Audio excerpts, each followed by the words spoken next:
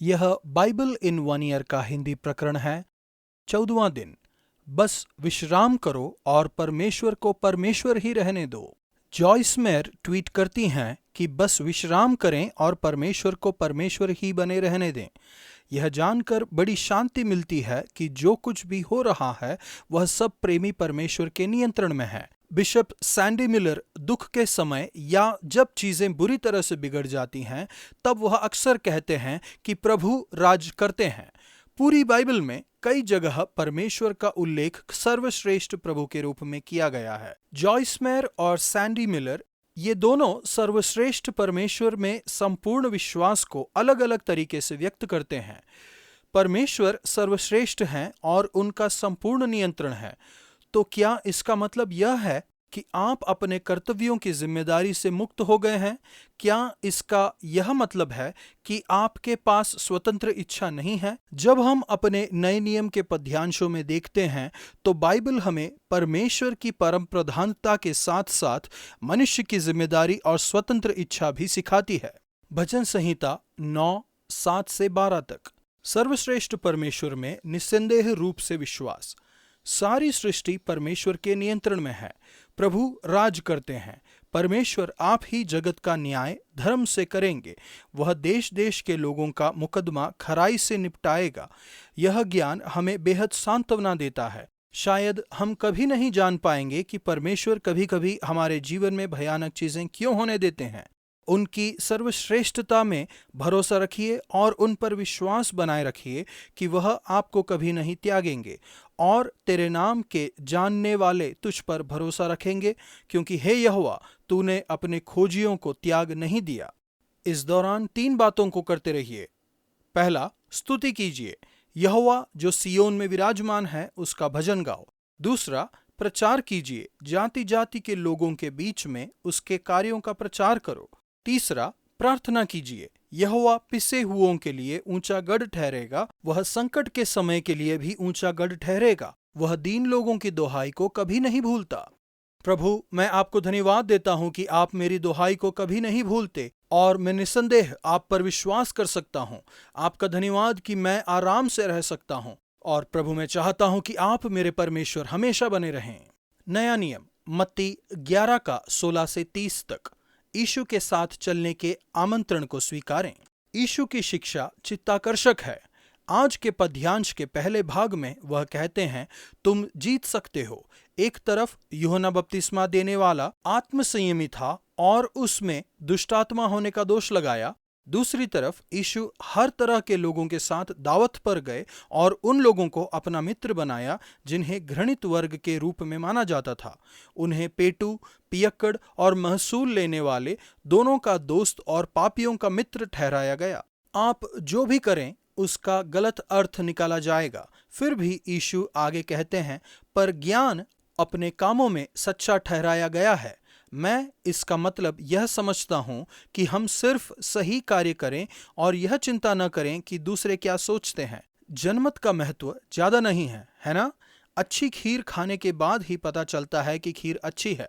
तब वह उन नगरों को उल्लाहना देने लगा जिनमें उसने बहुत सामर्थ के काम किए थे, क्योंकि उन्होंने अपना मन नहीं फिराया था और ना ही विश्वास किया था। वह कहते हैं कि उनके पाप सूर और सेदा के पाप से भी घिनौने हैं। अविश्वास का पाप शायद सबसे गंभीर पाप है। यीशु आगे इस तरह से शिक्षा देते हैं कि यह स्पष्ट हो जाता है कि उन्होंने नियति, यह कि परमेश्वर ने पहले से ही तय किया है कि क्या होने वाला है, और स्वतंत्र इच्छा दोनों पर विश्वास किया है। वह दोनों को साथ साथ सिखा रहे हैं। यह एक विरोधाभास है। विपरीत दिखाई देने वाली दोनों चीजें एक ही समय पर सच होती हैं। यह 50% विरोधाभास और 50% स्वतंत्र इच्छा। यीशु कहते हैं, हम 100% पूर्व निर्धारित हैं और हमें 100% स्वतंत्र इच्छा मिली है। यह असंभव लग सकता है, लेकिन परमेश्वर ऊंचा उठाने में, आगे बढ़ाने में सक्षम है, पर फिर भी मनुष्य की स्वतंत्रता को बिगड़ने नहीं देते। आखिरकार हम देखते हैं कि यह एक अवतरण है। यीशु 100% परमेश्वर हैं और 100% मनुष्य हैं। वह पूर्ण रूप से परमेश्वर हैं और पूर्ण रूप से मनुष्य हैं। नियति मेरे पिता ने मुझे सब कुछ सौंपा है, और कोई पुत्र को नहीं जानता केवल पिता, और कोई पिता को नहीं जानता केवल पुत्र, और वह जिस पर पुत्र उसे प्रकट करना चाहे। परमेश्वर खुद को किसी पर प्रकट करना चाहते हैं और किसी पर नहीं। ऐसा क्यों है?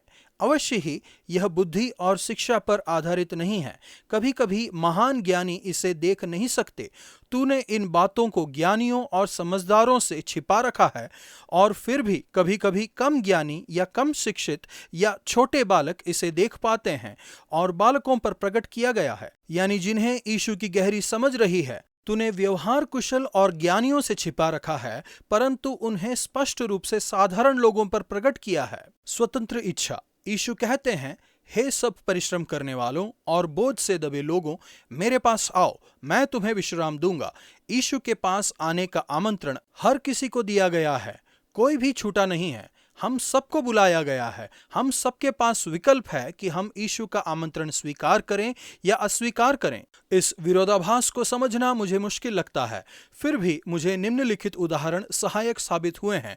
एक कमरे की कल्पना करें जिसका दरवाजा मेहराबदार है। मेहराब के बाहरी हिस्से पर यह शब्द लिखे गए हैं, सभी मेरे पास आओ। दूसरे शब्दों में, इस कमरे में हर एक जन आमंत्रित है। जब आप कमरे में प्रवेश करते हैं तो उसी मेहराब पर लिखा हुआ है, कोई पुत्र को नहीं जानता केवल पिता, और कोई पिता को नहीं जानता केवल पुत्र, और वह जिस पर पुत्र उसे प्रकट करना चाहे। दूसरे शब्दों में, स्वतंत्र इच्छा हर किसी के लिए सिद्धांत है। कोई भी ऐसा नहीं कह सकता कि मैं मसीह नहीं बनूंगा क्योंकि मुझे चुना गया है। यह आमंत्रण सभी को है। दूसरी तरफ, विरोधाभास एक सिद्धांत है उन लोगों के लिए आश्वासन का जो मसीही हैं। अब आप नियंत्रण को स्वीकार कर लेंगे तो आप जान लेंगे कि परमेश्वर ने आपको चुना है, और इसीलिए वह आपको जाने नहीं देंगे। वचन 28 में यीशु के शब्द मुझे पसंद हैं।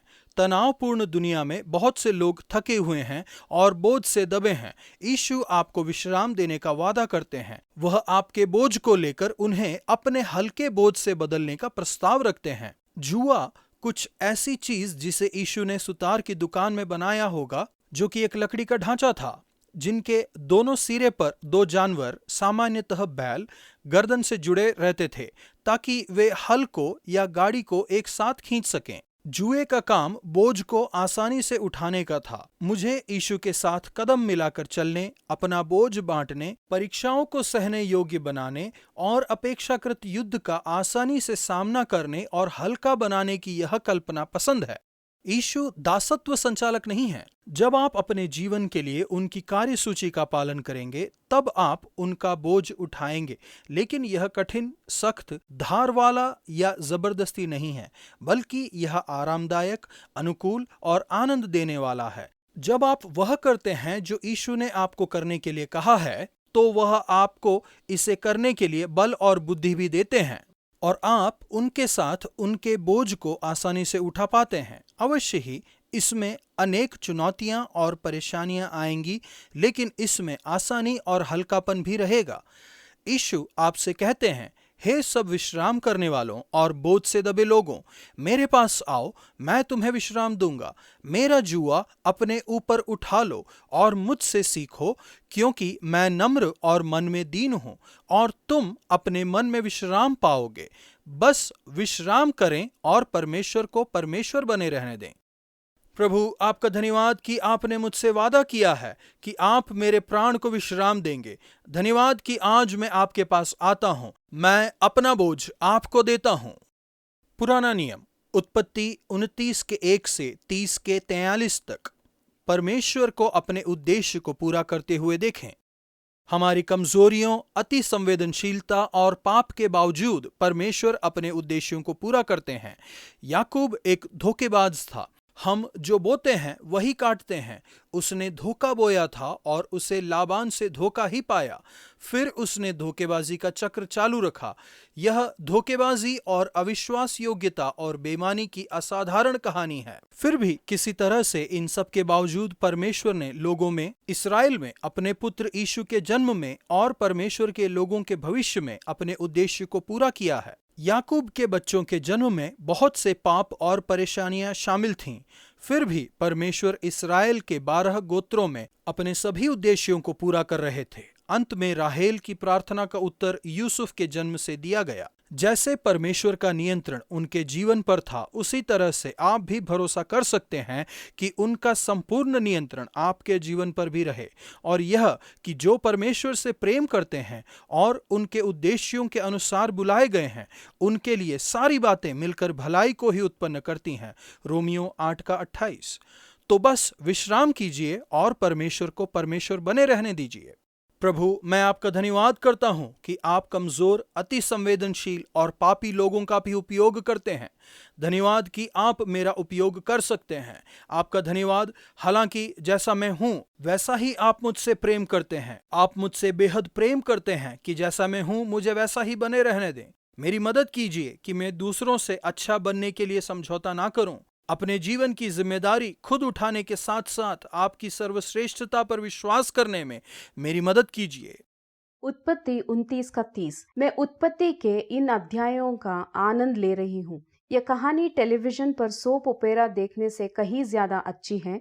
इसके आगे वे क्या करेंगे? ये दिलचस्प बात है कि सारा, रिबका और राहेल को बच्चे होने में मुश्किलें आई। ये एक नई समस्या है। फिर भी हर एक बच्चा जो अंततः पैदा हुआ था, वो इज़राइल के लोगों के लिए परमेश्वर की योजना में बेहद महत्वपूर्ण था। क्या परमेश्वर सही समय का इंतजार कर रहे थे, या वो माता पिता को किसी तरह से तैयार कर रहे थे? याकूब के अधिकतर बच्चे भाइयों में झगड़े और ईर्ष्या के परिणाम स्वरूप पैदा हुए थे, तो भी परमेश्वर ने हार नहीं मानी और अपनी योजनाओं को पूरा किया। आज का वचन, हे सब परिश्रम करने वालों और बोझ से दबे लोगों, मेरे पास आओ, मैं तुम्हें विश्राम दूंगा। मत्ती 11:28।